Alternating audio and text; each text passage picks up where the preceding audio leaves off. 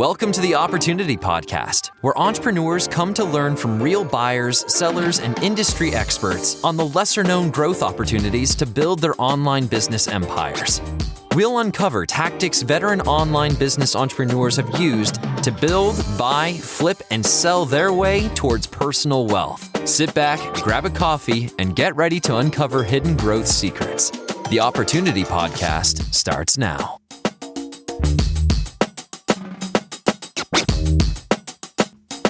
Hey everyone, welcome to the Opportunity Podcast, your go-to resource for hidden growth opportunities throughout online business. For those familiar and new to the podcast, I'm Sarah Nuttycombe. For those who found this episode via the Empire Flippers podcast, it's nice to meet you. If you want to catch up with the adventures of buyers, sellers, and industry experts, you can join me every week on the Opportunity Podcast for new episodes. Today, we've got a special episode for you. Empire Flipper's very own Greg Elfrink, Director of Marketing, joins the podcast to discuss everything you need to know about the state of the industry and why sellers need to pay attention to the market.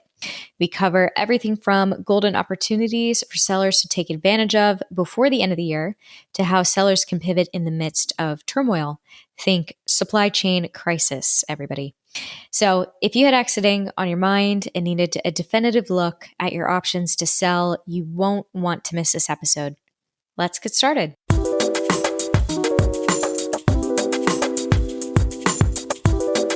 All right, everyone. Welcome back to the Opportunity Podcast. Very excited to have today's guest on, someone near and to Empire Flippers, our very own Director of Marketing, Greg Elfrink. So, Greg, how you doing today? I'm doing well. Thanks for having me on the podcast. Hopefully we'll be able to add some value between us to our audience. Yeah, I think so. And I'd imagine we're going to have a little bit of fun along the way. Obviously, Greg and I get to talk all the time, so it's weird to have someone close to me on the show. So this should be an adventure. Where are you calling in from, Greg? I am in a wonderfully cheap place called San Francisco that is doing wonders for my pocketbook right now. Yeah, it's crazy. You know, San Francisco's got so cheap over the years now. Yeah, it's basically like Chiang Mai, Thailand at this point, you know? Wow. Next digital nomad hotspot, I'm sure. You know, you can bring that to the next Nomad Summit or something and let them know that they're missing out. How to spend $2,000 in a week using this one digital nomad hack. Travel lifestyle in San Francisco. You won't believe the prices. Literally, they're crazy. How to spend money fast, the real digital nomad hack. That's awesome. Well, look, so obviously loads of people know who you are. They're quite familiar with you and what you do at Empire Flippers, but it does beg the question, why are you here, Greg? Why are you on the show with me today?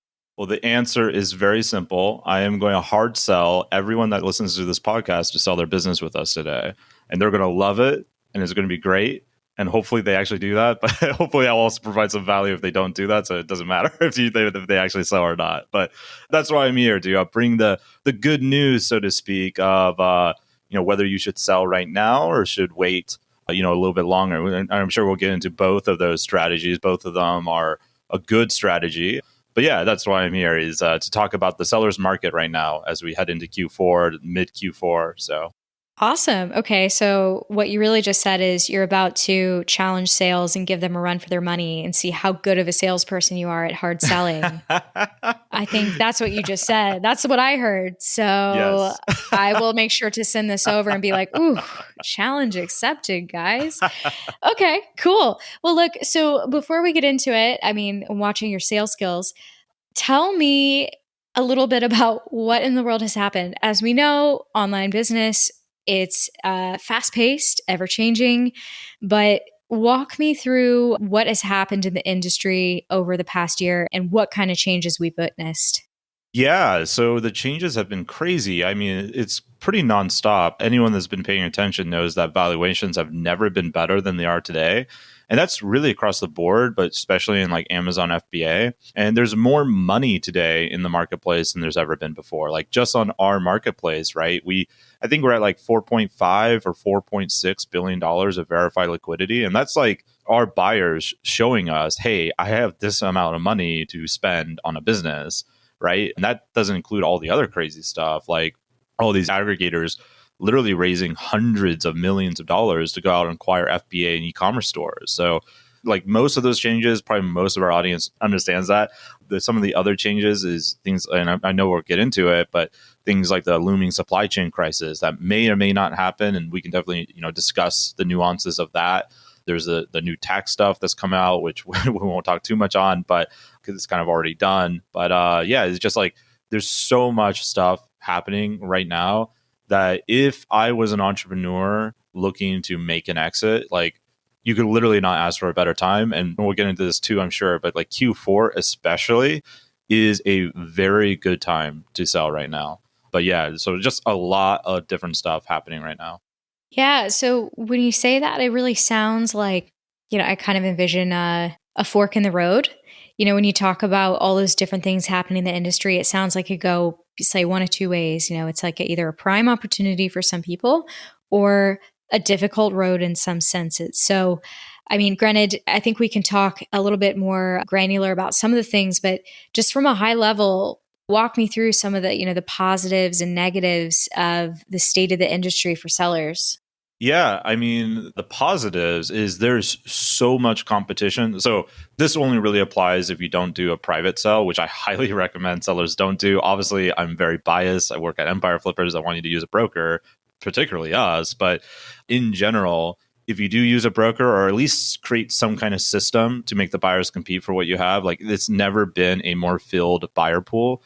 Like I've been in the industry for over 5 years and these buyers, they're like hyper competitive coming after you. So they will fight against each other and go into actual bidding wars. If you have a high quality business, they will go into legitimate bidding wars for your asset because that's their whole mandate. Like, how can I get more and more businesses to grow my revenue, grow my audience, grow my product catalog, as all these companies they're in this like death race to become the next Procter and Gamble for the modern era, right?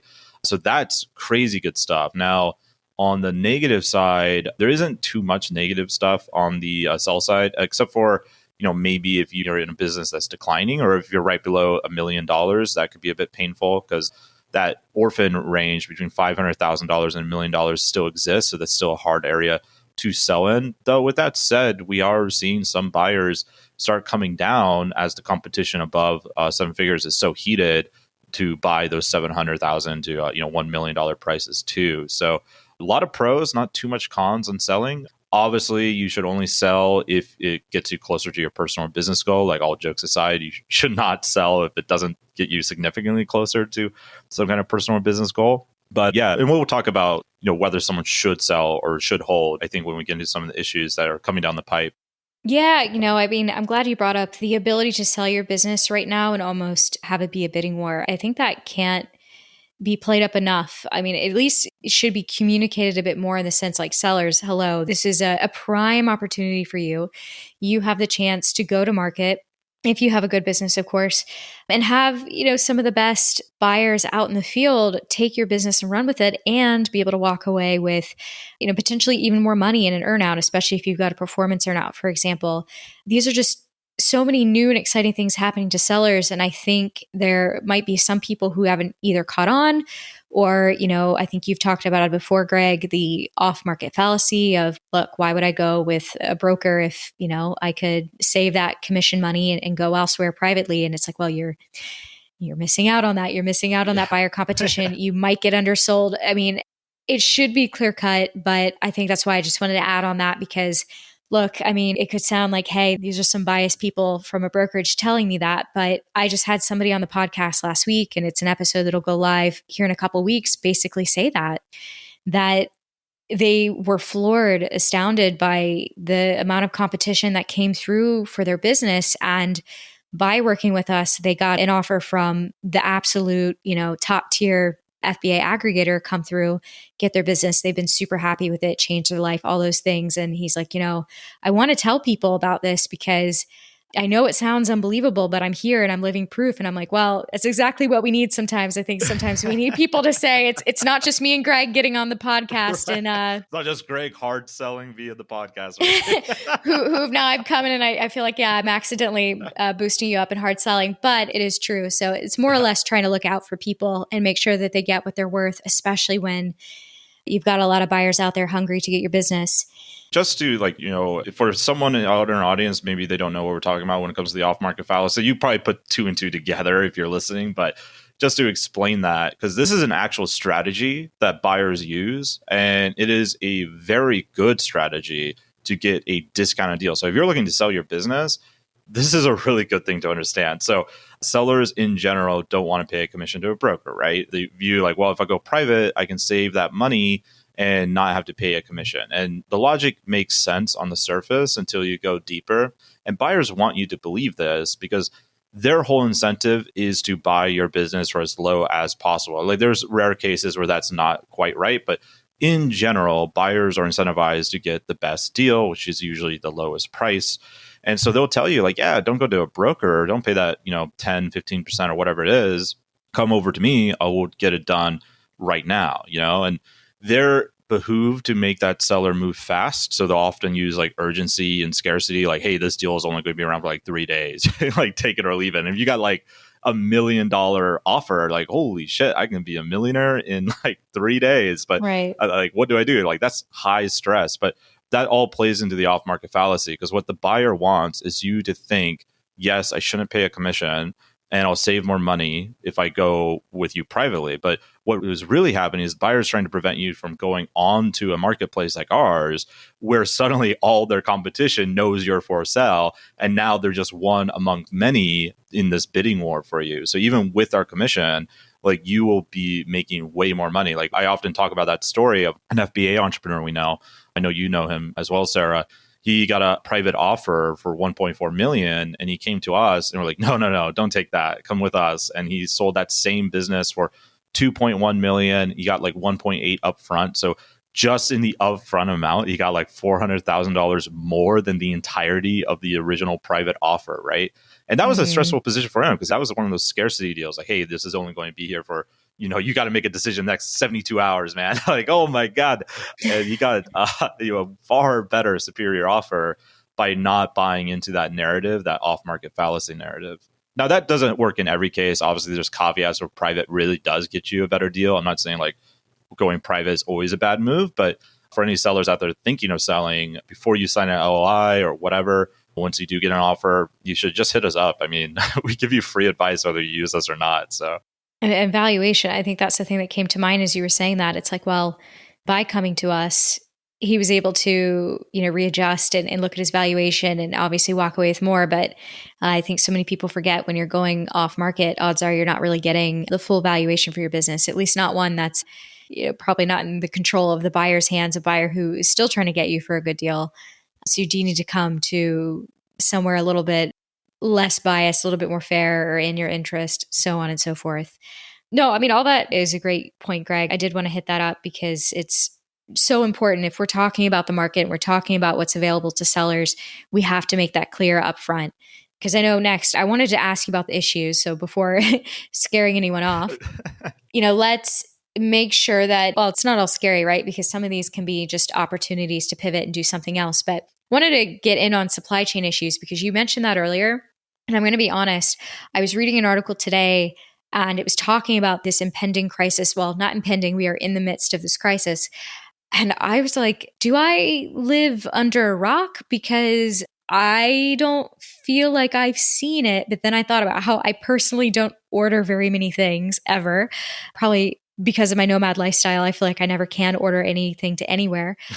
So maybe I just don't realize it. Or maybe where I am right now, they've got good supply chains.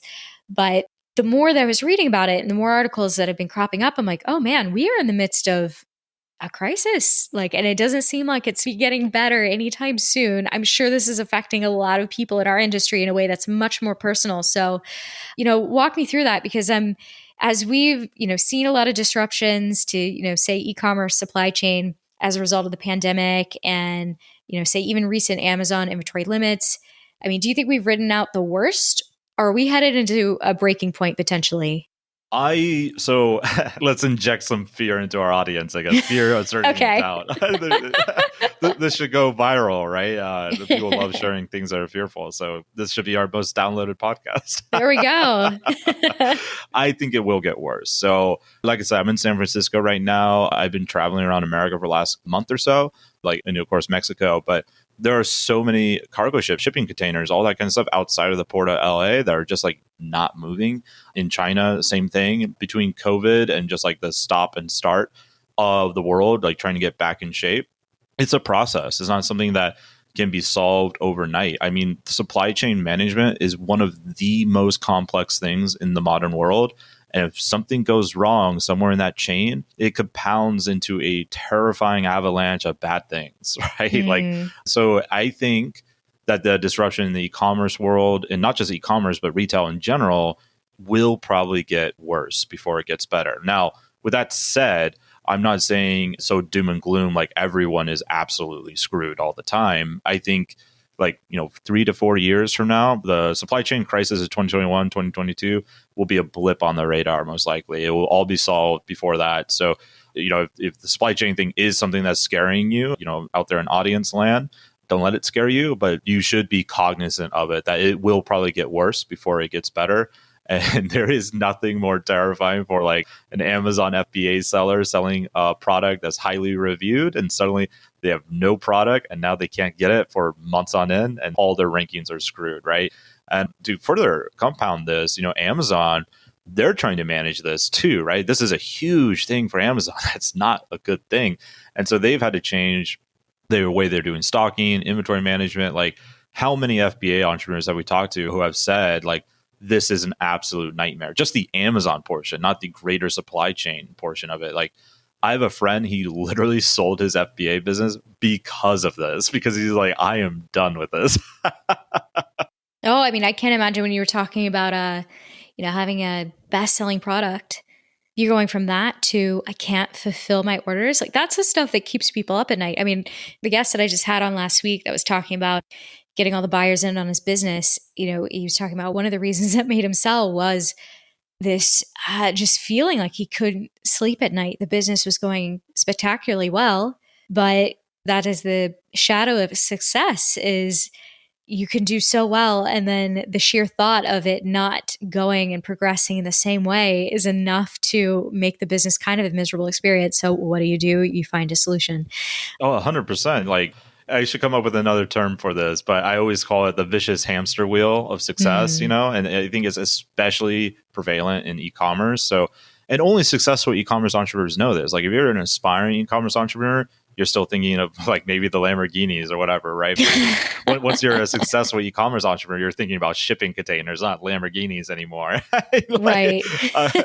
Like, as you grow, right? As you scale, we're always entrepreneurs, we're always so obsessed with growth, but you don't realize the dangers of growth. Like, everyone talks about the dangers of not making money, but the dangers of growth, like, you could be making a ton of money and be completely broke because you're spending all this money on new inventory, and then you need to spend more money on marketing that new inventory. Both of those things cost money. And if your marketing was good, now you need even more inventory because you're creating more demand for what you've created. And it becomes this incredibly vicious cycle that is a tough thing to manage at scale. And now with a supply chain crisis thrown in, like, this was already a stressful thing before the supply chain, right? So yeah, it's a vicious hamster wheel. And I always tell people, that entrepreneurial dream, that dream of freedom, like lifestyle design, like, that doesn't really exist when you're a successful entrepreneur until you sell, because that's when you're divorced from the supply chain. You're divorced from Amazon changes. You're divorced from Facebook ad changes, all that kind of stuff. Like, oh, great, Apple got rid of, me being able to market my product using their data. Great. Doesn't matter. I sold my business, right? I've divorced myself from the algorithms that were my masters, and I've cashed out on my business. So that is a very salient thing that people don't think about until they're really starting to scale. Certainly. I mean, like you said, people get caught up in the beginning and they're thinking about Lamborghinis when really they need to be thinking about the unsexiest of all transport, which is shipping containers. Because that's truly where your money is. Yeah. If you want to know you're doing well, you're thinking about shipping containers. Speaking of, because we're still talking about time and place and, what's happening in supply chain. I think we have to go to one of the obvious things coming up is, which we know we're getting into Lunar New Year or Chinese New Year. So I can't even imagine what that is already normally an incredibly challenging time for most sellers on the market. But we're doing that compounded by this supply chain issue that we have no idea when's it going to end. So, I mean, I don't know if you have any best guesses of how that might impact sellers at the beginning of next year or any thoughts on that? Yeah, it's really hard to tell. I think that's part of why I say it's going to get worse and not better. So obviously I have a negative view on what's going to happen. But, Lunar New Year, the actual holiday is only like a week, but the factory shut down anywhere between 2 and 4 weeks, sometimes longer, depending on the factory. And that's a long time to not be in contact with your supplier. And a lot of e-commerce entrepreneurs, they're not exactly the best at forecasting what they'll need. You might, have say 10 different products, and if you're not doing good accounting, good P&L, you're looking at revenue by SKU, all that kind of stuff, you might go, all right, I got to order a ton before Lunar New Year hits. And then you ordered a ton of a SKU that is technically a dead SKU. You should have liquidated anyways. Now you have like all this dead product that you're paying atrocious fees in Amazon's warehouse, or maybe a little bit less in a 3PL or something like that. But this could be a huge problem for entrepreneurs. Like, even when there isn't a supply chain problem, Lunar New Year can be tough, especially if it's your first time ever really going through it. It's a very different kind of thing, like in the East versus in the West. Like, you're like, what? Shut down an entire factory for 4 weeks? Like, yeah, it's not like one person goes on vacation. The entire company is going on vacation. Entire country. Yeah. It's like, peace out. Right. It's vacation time. Yeah. So like, this will compound issues, right? Because this will slow the ability to fix the supply chain, because the core element is the factories producing, right, to get things shipped out. So that was exacerbate things even worse in my view. And if you haven't started like getting your shipments in, like it might be too late already, right? So like, I would be phoning up your factory supplier right now, ordering at least your best products that are selling really well. Get as much of that in as possible. And again, with the crisis, like, you might not be able to, even if you did that now, right? So this is going to be an interesting time for e-commerce entrepreneurs. Woof. It's so funny. I think when I first started out at Empire Flippers, and if you had asked me, what kind of business do you want? I would have been like, I would have an FBA or e-commerce business. And the more that I got into it, the more I learned about supply chain management and just inventory, I was like, how do people do this? It's great. I know it's great, but having to think about those things freaks me out. So, I mean, kudos to everyone that has these businesses and they do it successfully. But to me, I hear all this and I'm like, no, that's not my ballgame. Okay, so I feel like we've kind of gone to like a dark place, potentially. Let's go darker, Sarah. Can we? I'm going to attempt to get hope, Greg, and I know that's not your forte, but we're going to try. So we're talking about supply chain interruptions and stock shortages becoming more common. What steps can entrepreneurs take to navigate those problems? Is there any hope? So here's the good news. If the audience out there doesn't want to sell, I think the easiest way to get out of it is selling, for obvious reasons, right? To sell your brand, sell your business, and just cash out while things are still good and money is still in the market. And Q4 is an especially good time for that, because most sellers tend to sell in Q1. And so you can actually get ahead of that stampede of sellers that will come in the start of the new year, and get buyers who are incentivized to buy right now, because they're trying to like clean up their books for the end of year, buy their new assets, all that kind of stuff. So buyers are usually buying a lot in Q4. Sellers are usually selling a lot in Q1 after the holidays. So that's the easiest way to like sidestep this whole problem. But now the good news, if e-commerce entrepreneur doesn't want to sell, like, hey, I'm building this thing, I know I can take it bigger, I don't want to sell, tell me something good, Greg. So like, this is what you can do, right? You can do everything I just said, get as much product in as possible, really dive into supply chain management, join the various FBA groups that are out there, network with your peers, people who are going through the same thing as you. And if you are able to navigate the e-commerce supply chain issue, you are going to come out way, way ahead than most of the e-commerce entrepreneurs, because a lot of them are going to die. They're not going to pivot. They're just going to watch their business slowly get less profitable to the point where they don't have any stock anymore, and then they can't even sell anything. And it's just almost like the toad boiling in the water. The water is just like getting hotter and hotter and hotter. But if you're nimble, if you're networking, if you're going all in on your e-commerce brand, there's a very good chance that when the dust settles, your competitive landscape in your niche will probably be a lot easier, which means after the storm has passed, you'll be able to build a shining city in your niche, right? That will be incredibly more profitable than what it was before, if you can survive the storm, right? And one other thing on advice on that, I've often said this, and this is related, so I'll say it again, but in the game of business, like say running your business, your e-commerce store was like a game of chess. Your king is your net profit, right? Like you must protect your profit at all costs, right? But your queen is your liquidity. How much money do you have? What is your working capital? What are your savings, your reserves, all that kind of stuff, your credit lines? And it is always the liquidity, it is always the queen that makes all the winning moves in chess, right? It is the most powerful character on the board. So if you are able to shore up your liquidity, shore up your reserves, get bigger credit lines to help you survive the storm, I think you're going to come out very well. Yeah, I mean, that's an excellent point. You were talking about kind of the shift in how seller and buyer habits from, let's say, our Q4 to Q1. I got a little bit fixated on that.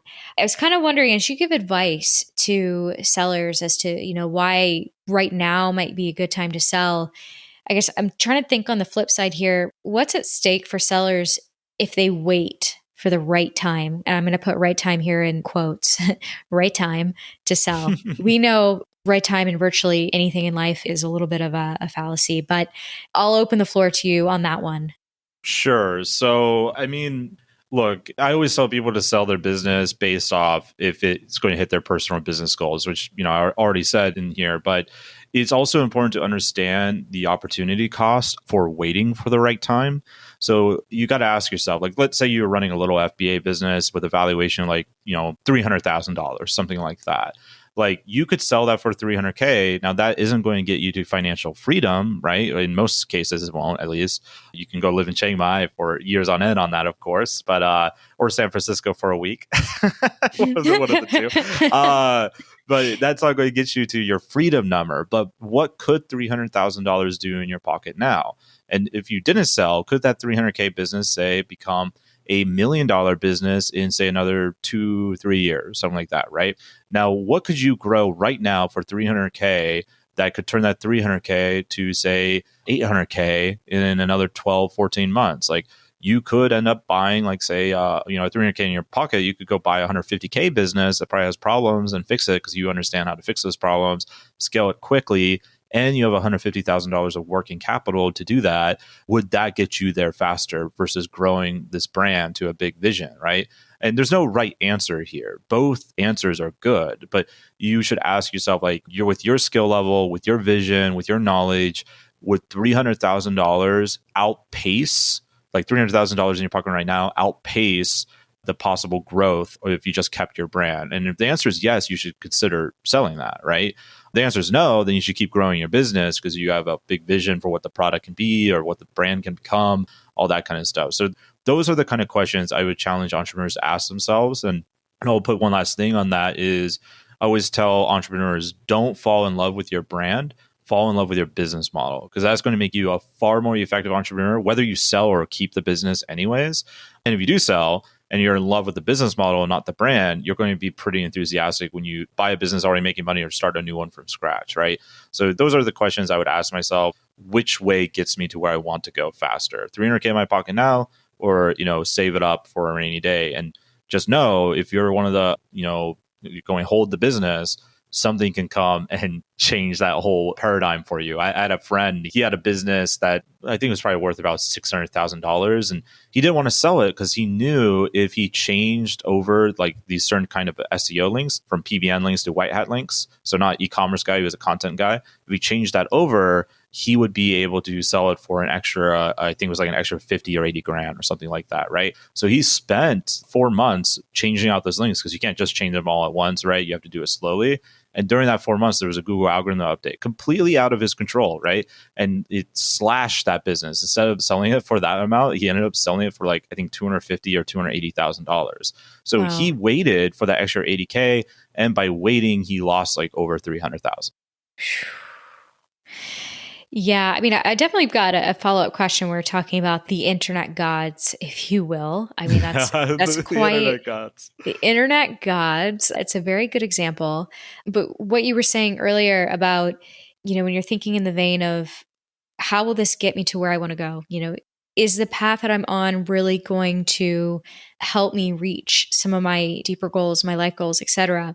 Let's say, put yourself in the shoes of a seller who's bought into that. And they're like, okay, you know what? It might be the best time for me to sell, but I want to take it a little bit of a step further and give them even better advice. So I was wondering, how would you advise sellers to say, put on their buyer's hat and use the buyer perspective to their advantage to make their best exit? Let's say even in the context of the timeliness we're talking about. So they're thinking about making an exit before the end of this year, but if they thought from a buyer's perspective, what sort of things might they be able to employ in order to really hit home their most lucrative exit? Yeah, I think showing the things that are wrong with your business is usually, and that sounds counterintuitive, but showing things that are wrong with your business is usually the best spot. So let's back up to say the supply chain issues. Let's say you're an FBA entrepreneur that is feeling the pressure of supply chain as you're growing your business, right? And let's say you're worth like 1.1 or 1.5 million in terms of your valuation, right? Like if you went to go sell, that's actually not a bad thing to talk about to aggregators who would probably be the ones looking at your business because they have deep pockets that can weather the supply chain. I know there was a bit of a controversial, I think it was a controversial tweet that came out about how aggregators are screwed, but because they do all this debt financing and the supply chain crisis compounding. But I actually think they're in a safer position than the more solopreneurs, like the entrepreneurs that sell their businesses on our marketplace, because of those deep pockets. Maybe they're screwed for 6 or 8 months, but they can tap into millions, hundreds of millions of dollars to keep themselves afloat, right? They can go buy their own cargo ship if they needed to, right? Rent one completely for themselves. Like the average FBA entrepreneur is not in that space of just let me go casually rent a cargo ship, So that ultimate that's flex, right? From Lamborghinis to cargo ships, there it is. Seriously. So talking about the issues in your business is one of the best ways to sell your business because a buyer is going to buy based on a couple of different things, right? They're looking at how safe is this investment for me? Will I get a return on my investment? And is there any issues I know I can fix? And by fixing it, I automatically add value to the business. So if you're running into supply chain issues, maybe you're unoptimized PPC, maybe you had a failed product launch because you didn't do it correctly or whatever, these are all good things to talk to a buyer about because it allows you to sell on potential, the potential of what could be without actually doing it. So most sellers, when they try to sell on potential, they'll be like, this is the next $1 billion idea. And the buyer well, your P&L states it's the next 500K idea, right? Right. So they're not looking. If you approach a buyer that way, they're going to just discount you. Okay, if this next $1 billion idea, how about I give you $1 a day? And once we reach to 500 million, I'll give you 300 million, right? There's something stupid like that, right? Obviously, I'm exaggerating here, but the best way to really build that potential of what is possible is by talking about what you failed at. Because failure doesn't mean there wasn't an opportunity to make money. It just means maybe that wasn't your strong suit, right? Maybe that wasn't something you could spend a lot of time on to explore, right? I mean, you know how that works even in marketing, right, Sarah? We do all sorts of projects that we wish we had more time on that we know could do a lot of good stuff, but we don't have enough time to actually go forth and do it, right? So these are all things that you can use to put your buyer's hat on. The other thing I would say is always ask why is the buyer buying, like the actual emotional reasoning behind it, the emotional and logical reasoning. Usually there's going to be some kind of strategic reason. And if you can really tap into their strategy at the high level or the emotional reasons at the lower level, say, I think the emotional level counts probably more between the $100,000 and $800,000 range. But anything above that, if you can tap into the logic strategic reason, you can often get the buyer to pay more because you just keep pressuring them on that strategic thing. Like maybe you have a product, that line that's perfect for one of their other brands to combine and merge together, right? And if you know that, you can really use that to your advantage to get the best valuation because the strategic buyers will almost always pay more than any other type of buyer. Yeah, I mean, as you were talking about getting in their heads and thinking about, what is that emotional reason that they're looking for your business? And you ended on talking about strategic buyers.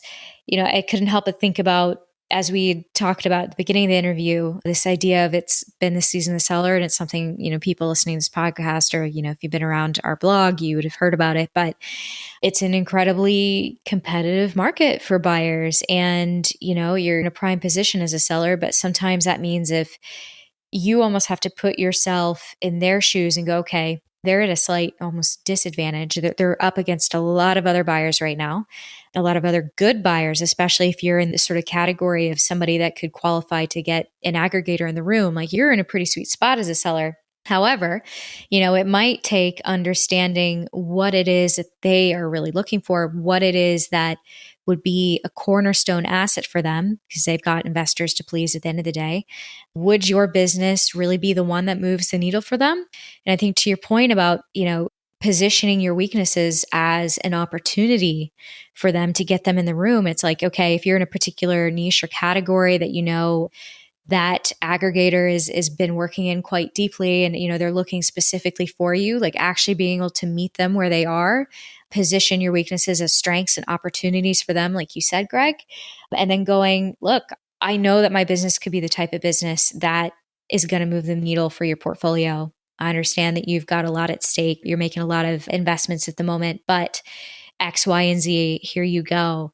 It's such a powerful thing to not think about what you're trying to get out of that deal. And hey, I want the earnout that fits my specifications and blah, blah, blah. Like you have to have that two-way street. And actually by creating that two-way street and meeting them where they are and knowing that you could be kind of their golden ticket. I mean, you are passing your business on at the end of the day.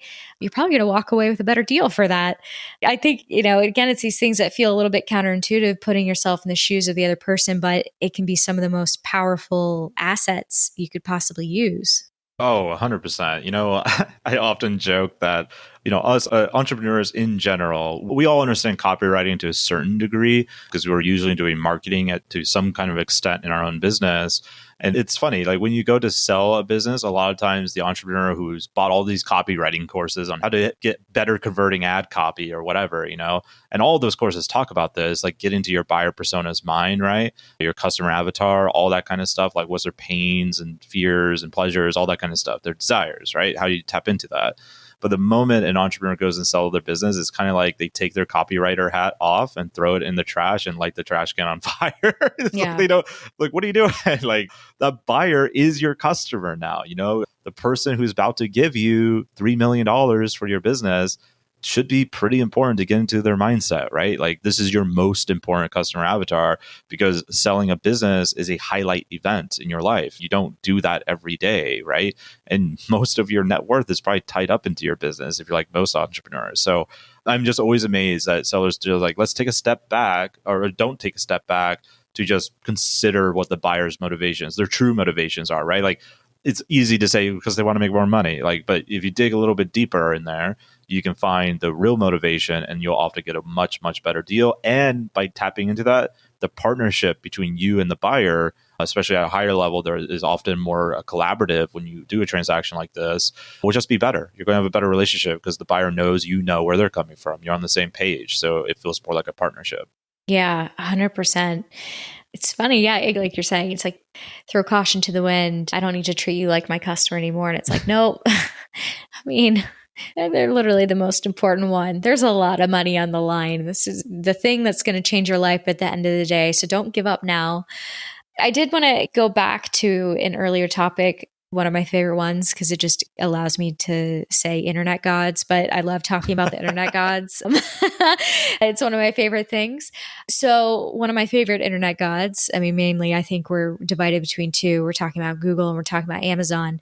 Talk to me about some of the changes with Amazon. So I know we don't have all the information yet, but you and I have been talking earlier about, Amazon making some changes to, product launches. It cast probably a degree of uncertainty for sellers. And I know we were just talking deeply about, supply chain and stuff like that. But then there's this whole other bag of chips with internet gods seems to be getting a little bit queasy, like they seem like they're going to be making a big move. So what does that mean after all these other things for sellers? Yeah. So I only learned about this last night. It was either last night or the day before. And I just don't know all the details here, but I've been in internet marketing long enough to know what is happening, like the 30,000 foot view. So one of my buddies, he runs a multiple FBA brands, and he was just in the midst of doing a product launch, and he pings me over Facebook like, everything's screwed. Like, what do you mean everything's screwed? What's going on? He told me that Amazon changed what they'll allow for product launches. So I'm assuming it deals with like third party advertising, because that's usually how he launches his products, is using like Facebook ads. So there's something there that has changed. But how he was talking about it is basically how all my SEO friends talk about Google algorithm update. Like, the world is on fire. Everything sucks. So basically, he's scrambling to figure out a new way to do product launches, because he still has the products, right? They're made, they're ready to be shipped and sold. He just needs to like press the trigger and launch them, right? But he has to reconfigure his whole plan. And this is another thing that just compounds everything we were talking about before. If you're a seller that is doing pretty all right now, to consider selling. Like, consider it. If you're not confident on dealing with these kind of changes, whether it's the supply chain or the marketing side of what Amazon will or will not allow for a product launch, then it's much better to sell, collect your check now, and wait and see what happens, right? Maybe you test out something with a smaller FBA brand that you create after that sell. But this is something I see all the time. The internet gods are vast and cruel, and you cannot ask them, why did you do this? They're just like, get out of my temple, peon, you plebeian. It's like, have you seen Amazon customer service? Like, do you really think you're going to get answers? So like, these are just like, I've been in the industry for 5 years. I've been in internet marketing for even longer than that. And I have been through many of these kind of things where an algorithm update happens, a policy change happens, and your entire strategy is now nothing. Your strategy sucks now. It was great, but 25 minutes later, it does not work anymore. Sorry, you do not pass go. You do not collect any money. In fact, you're probably losing money now if you're in e-commerce, right? So these are all just like things to think about. So not only do you have everything we talked about, but you have all the normal standard internet marketing problems of algorithms really being like your master, and you can't ask why they changed their algorithm, why they changed their policy. You can't like really figure out, you just have to figure out what to do now. And that can be a very rough spot to be in if you are also compounding all these other issues that we talked about. And that's, again, why I think selling right now makes a lot of sense for a lot of people. Yeah, no, I mean, 100%. I mean, if anything, you're just solidifying. This is like nail in the coffin for any potential dreams of mine to ever get into e-commerce or FBA. Just like telling me what I already know. I don't want to end that so fearful. Like these algorithm changes, these kind of policy updates, this is just the nature of being an internet marketer and internet entrepreneur. This stuff would happen whether or not there's a supply chain crisis. It always does happen. So this isn't like it's, a rare event. Yeah. My background is SEO and content marketing, right? And like, just in the last year, there's been like, it feels like dozens of updates to Google's algorithm, and no one knows what's happening anymore because it's gone so complex. Like in the last 5 years, entire schools of SEO of what it means to be white hat, black hat, or gray hat have changed completely and dynamically. And so this is just something an internet entrepreneur has to deal with on a regular basis. It's just unfortunate it's happening during such a rough time in terms of the other issues. Yeah. I mean, remember when I say last year, I mean, time is so relative during the pandemic, but this is like right when the pandemic kicked off and Amazon slashed their commissions. And it was like, guys, I mean, really? Now Oh, now, yeah. you know? Yeah. But like you said, it's just, these things are relative. It just is the nature of the beast. And it's not doom and gloom, because obviously there's loads of light and money to be made, if you will, in this space. So obviously keep going, and there's room for it to go well, but like, be wary. So that's a great example that you just brought up with the Amazon affiliate commission cuts last year. I think it was last year. It was at the height of the 2020? pandemic or the start of the pandemic. Yeah. I think so. A lot of SEOs gave up on that business model completely. Like, screw Amazon. I can't believe this. I'm giving up. SEO's dead. Whatever. Turn off my laptop. Right? Right. But our friends who kept going, there was such a huge spike in internet traffic globally that they had their best months ever, even with the reduced commission. So a changing environment where a core element of that environment changes does not denote that you're just going to peter out, wither, and die. Instead, it could actually mean that you thrive and all the other people gave up because they weren't willing to adapt. And now you're much, much stronger and you're going to make way more money because of it, right?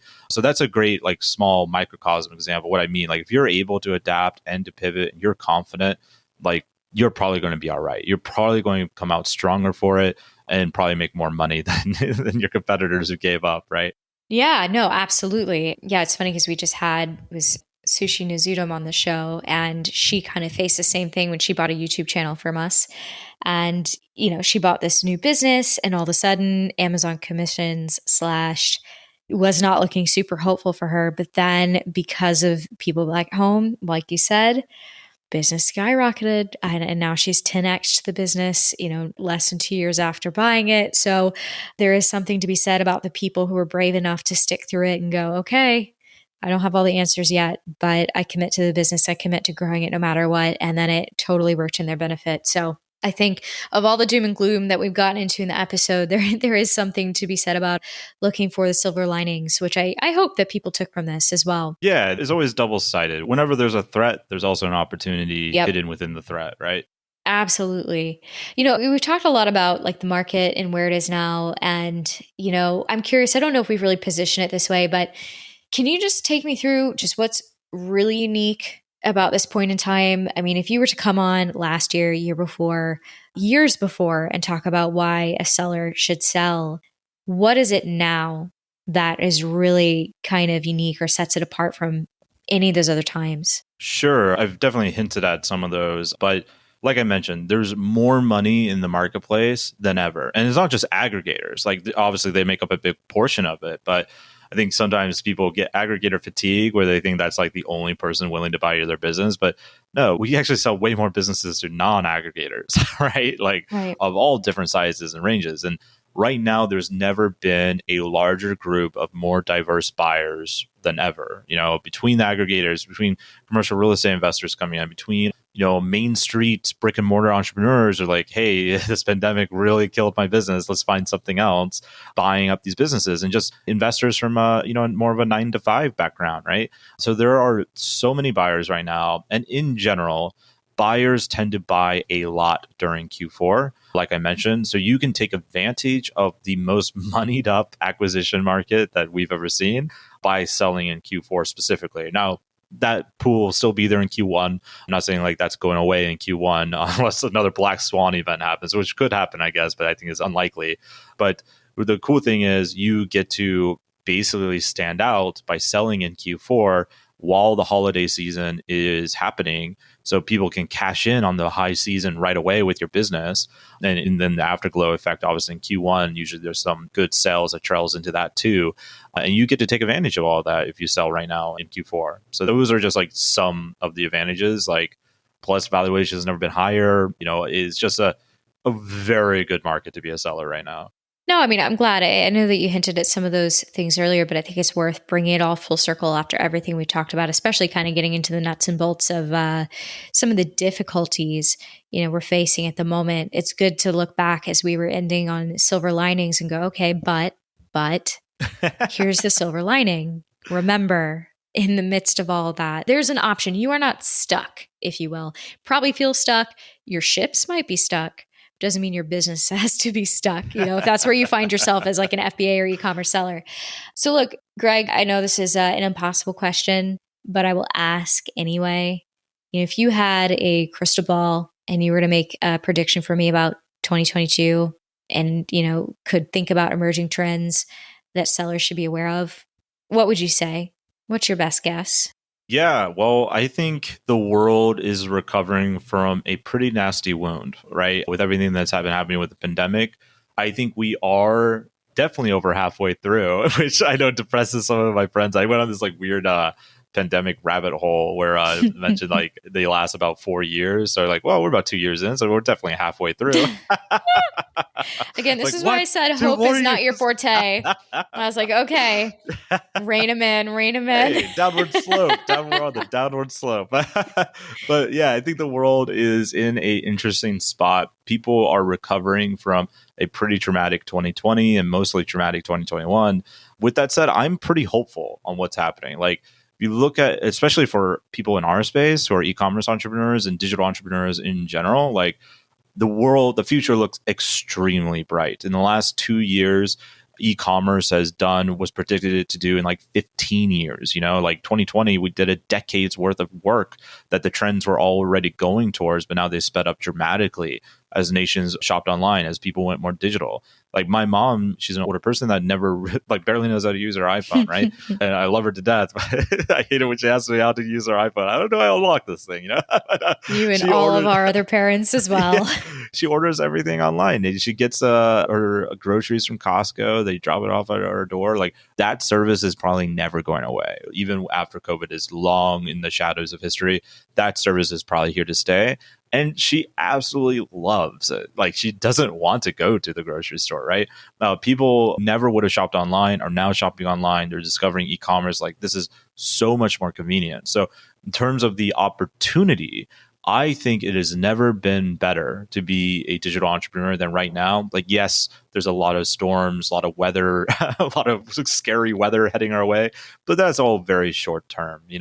Long term, especially towards the end of 2022, I think things are going to be in a pretty healthy place for most entrepreneurs. And, I know we're at the end here, and I wanted to share this story that I read. It's not so much like super relevant to an entrepreneur who's looking to sell their business, but I think it is relevant to an entrepreneur when it comes to the ability to adapt and pivot. And selling should be part of that equation of whether you adapt or pivot. Like selling can be how you pivot into getting a bunch of new assets using that capital windfall, right? But anyhow, so I don't remember the name of this business, but they're a bakery shop out of Boston.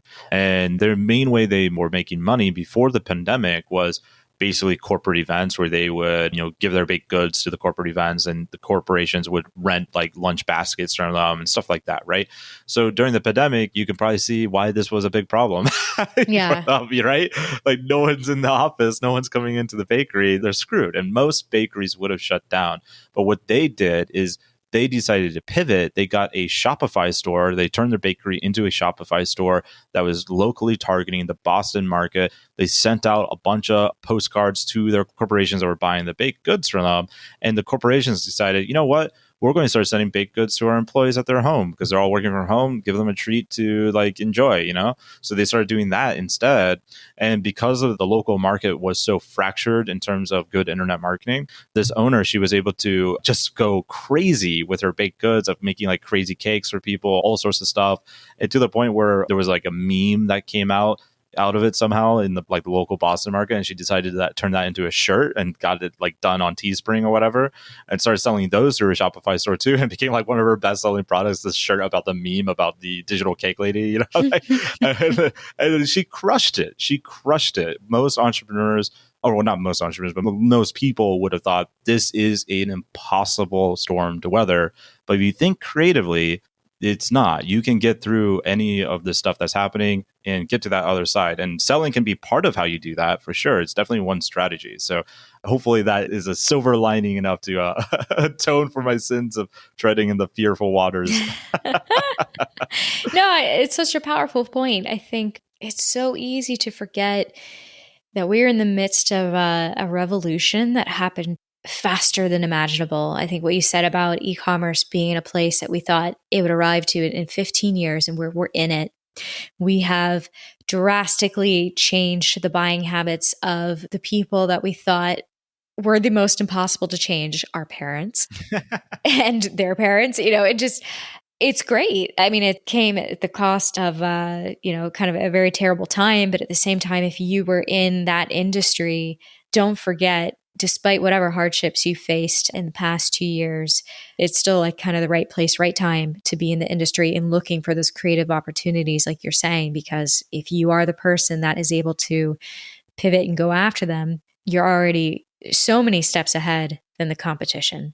So I think that's a powerful point, Greg. I am wondering where my baked goods are. I mean, you just like, Hey, she you only just ships kind in of put Boston. yourself, You know? I mean, I'm feeling hurt. I don't think I'm going to submit this to the sales team now as your interview for the sales team. I'm going to hide it from them. I'll just keep you on marketing, so it's fine. No, it's been great, Greg. It's been a lot of fun to catch up with you and to hear about everything going on in the market. It's exciting. It's wild, but I think, like you said, these are some crazy cool opportunities for sellers, and it's worth tuning into them and tuning into yourself to see, is this my time? Is this the right time for me to sell or make a change? So thanks for bringing that to life for our audience today. Absolutely. Well, thanks for having me. Hopefully it added value to the audience. And to go back to what I said earlier, if this makes you sell your business with us, make sure you message me on LinkedIn so I can tell Sarah my sales chops are really, really good. He's going to have to prove it to me, everyone. So Screenshot it. Look at this. People loved it, Sarah. I really hope you get some messages because I'm not going to believe it until I see those come in. So good. For Greg's sake, my please LinkedIn do it. follower account. Yeah, seriously. All right. Well, thanks again, Greg. And looking forward to getting this one out to everybody. Hope you get a bunch of messages.